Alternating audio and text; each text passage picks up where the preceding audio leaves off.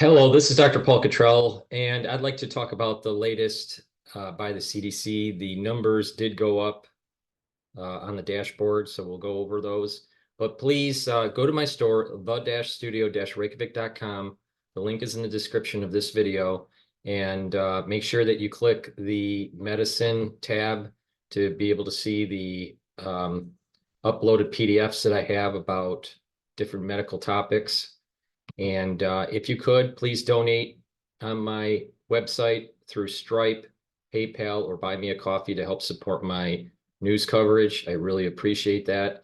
In addition, I also have started the immunology classes, so you can purchase those for $50. You'll get 15 lectures with videos and PDF files.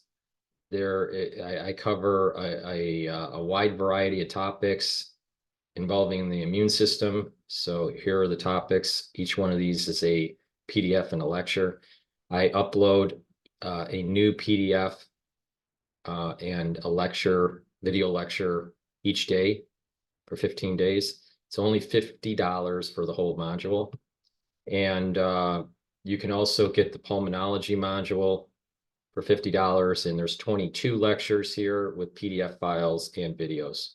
So that's a great way to help support my work and learn about how the body works and about medicine and health.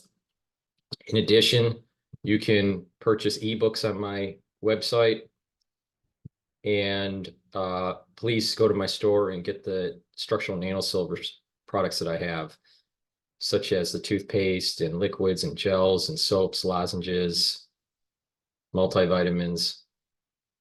And then also, I have a very strong antioxidant, which is C60. I have it in a 2-ounce, a 4-ounce, and an 8-ounce configuration.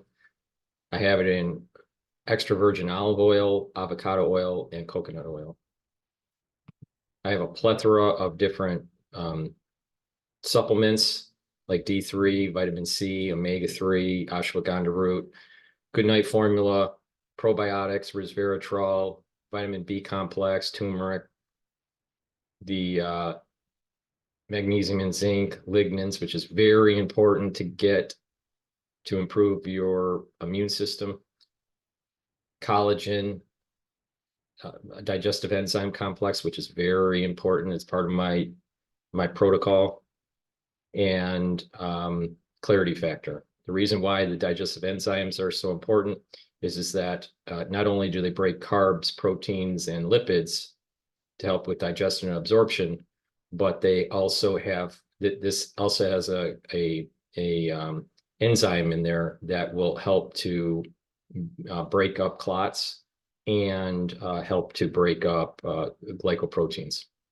So with that said, I also have these all natural deodorants. I partnered up with Rainbow Herbals.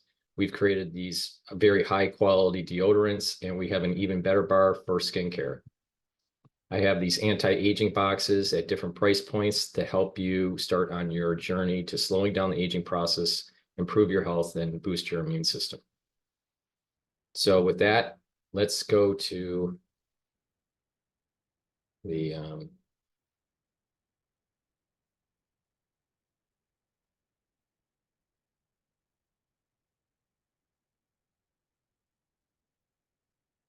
let's see. Okay, now we're going to be going to the dashboard. Now, for the dashboard, the birds detected, wild birds detected, are 9,373. That has not changed since the last video. The counties affected and across the United States is 1,145. Now that's the wild birds being detected with the H5N1. Now, what has this hasn't gone up since the last video, but this number is starting to become concerning. This is the potential number of birds that could be affected based on this 1,145 outbreak. All right. There are 525 counties that are affected in the United States. we've been hearing about some farms being asked to execute their chickens. So this is the potential number of birds that contracted H5N1. They're basically, they don't really know how many turkeys or chickens that are actually affected. So when there's an outbreak, if it's bad, then they'll actually cull the whole flock. And that's part of the reason why chicken prices and egg prices may go up in the near future in the United States. Okay, so the outbreaks are not growing at any fast pace, but there was an additional 4 million birds that were potentially affected. All right, so with that said, what is concerning is the increase in the cows. I think the last time I talked about this, it was, I believe it was, I think it was at 67 or 69 cows. Now it's the same 9 states: Texas, New Mexico, Colorado, Kansas, Idaho, South Dakota, Michigan, Ohio, and North Carolina. But there has been a lot of new cases that popped up in Idaho, one in Michigan, and one in South Dakota. So where the hotbed is right now with the cows, it's Michigan, Colorado, South Dakota, and Idaho. All right, but this latest round, it's been a major increase. Now there is a lag time between when they confirm it and when it's actually on the dashboard. Okay, so here we're now at 79.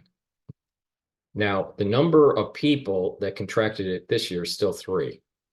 We have all 3 have conjunctivitis, but one of the 3, the latest one in Michigan, also had some coughing. Now, like I said before, I have more questions for that particular case, because does this individual has it been ruled out that this individual only has H5N1, the highly pathogenic version, or does this individual also have another version of influenza A? So that I don't know. And I don't see anywhere in the media that it actually, or even by the CDC, where it rules that out. If we start to see more humans being exposed that have respiratory problems that are, by either poultry or by cows, and all of these cases have been dairy cows, for this year, 1 case with poultry in 2022. If we start to see respiratory cases increase, then there's an increase in risk. Okay, it's still relatively low. It's not super low, but it's because of this issue with the respiratory, but it's still relatively low. So the average person in the population that doesn't work on a farm is okay. If you have meat and you're cooking it, you're not going to have to worry about it. If you drink pasteurized milk, you don't really have to worry about it. All right. What will happen in society is that prices may go up because of the culling of poultry and potentially of cattle. So you're going to see egg prices and meat prices go up, especially with chicken. But if we start to see more cases of humans getting the respiratory side of this, and it has been ruled out that it's a different version of influenza A, and it is the H5N1 in the lung, this highly pathogenic version, then that's increased elevated risk for mutations that could have that truncation in the NA region, the NA protein. If that's truncated, then it'll be able to get into human cells easier. And if the complex, the replication complex, there's 4 proteins that have to be mutated in such a way to improve in the human's replication. If those happen, then elevated risk is much higher. It's not low, it goes to moderate high. So it just depends on the number of cases and what the mutations are, what type of mutations. At this moment in time, it's low. I am concerned that there's a respiratory issue here. It could be a one-off and it's no big deal. We don't even know if it's 2 versions of influenza A, because I don't see anywhere where it's been ruled out. But maybe it has been ruled out. But if we see larger numbers of humans working on the farms that are starting to have respiratory problems, and the sequencing of that H5N1 shows that there are mutations of concern, like the replicase complex and the NA truncation, then it's elevated risk. Now, like I said before, this is probably a zoonotic event. There is some coincidences that are odd, and that is these outbreaks did not happen until after the joint research between the United States, UK, and China, which started in 2021 in April, because the first case seemed to pop up in 2022. But this strain has been worked on and known all the way back to 1997. So, this most likely is zoonosis, natural. But that does not mean we can't rule out, but it's low probability that was some sort of accidental or purposeful lab leak. But we do, so zoonosis is most likely most likely what has happened, but it doesn't mean that nefarious individuals piggyback a zoonosis event and have something that has a similar lineage that's in the wild and piggyback this and release and cause even more havoc on the farms or even in human populations. That's concerning. And if that happened, it's extremely high level of risk. My concern is that there's going to be forced inoculations on the farms with the workers and of the livestock. That could be problematic. If this does get worse and we elevate our risks to the overall population, especially if this mutates and there's more of a respiratory infection, then there's going to be a big push for, in the fall, influenza inoculations. My concern is that since we've gone through a health crisis in 2020, that our immune systems are down for multiple reasons. I don't have to get into the details in this video on why, but through natural infection and through the inoculation, our immune systems are weakened.